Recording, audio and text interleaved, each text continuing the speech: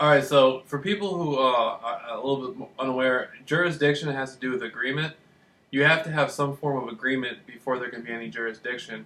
Now, if somebody just walked up to you with like a plastic little kid sheriff badge and said, yeah, your button's not your button's undone.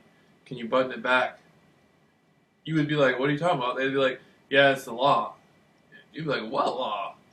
And then they'd be like, "Yeah, it's the law." And you'd say, "Well, you're not any. First of all, that's not a law. That's not a law I never heard of. And you're not any type of authority. You got a plastic badge on. What are you doing? Impersonating a police officer or a sheriff?" And so it would be obvious that the person has no jurisdiction. So the gang stalking program, in a sense, is a similar way.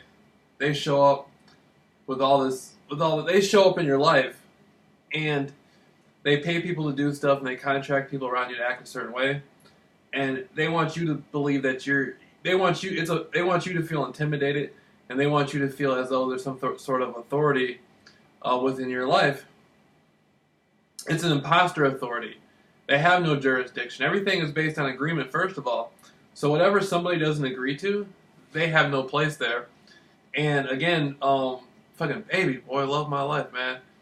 The gang stalking program is using the dynamic of the family, and and they want to use the female against me as much as possible, and she just never goes for it. She's just not down for that. She'll do enough just to get by with the dynamic, but of the family, but it's just not her heart, And at the same time, we both are like extremely attracted to each other, and obviously care for each other, want to be with each other. In the gang stalking program, in a sense, is trying to manipulate that bond in that situation.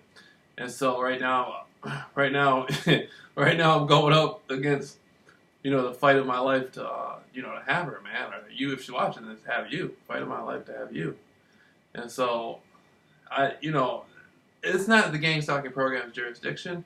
I think the family, I think the father, I think the father sees that. I definitely love his daughter. Like, I got a chance to meet eyes with him, and he knows. I can see that he knows. I can see that he. I think before, definitely in the wintertime, he was definitely like man, this dude's tripping. He's angry. He's outside.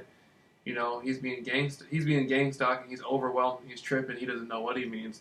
And I got a chance to look him in his eyes, and I was able to see. I was like, I was like, he was like, he can tell. I was like, he can tell. He knows I love his daughter. And I was like, the mother. I was like, the mother can tell too. And I was like, the brother, I think he can tell too. And so, it's just a situation where the gang stalking program is coming to a thing. It's just like, who is the gang stalking program able to keep two people from sharing love? And so that's like, I mean, that's an exciting thing to look at. To be honest with you, I've never heard anything like that on the internet. What happens in that circumstance if two people truly want to be together and share love? Can the gang stalking program keep that from happening? Can they do that? And so I think it's interesting, but so this is like a thing I'm coming out with called the jurisdiction of the gang stalking program, and the family is watching this.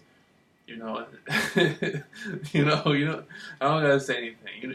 You know what it is, but all right.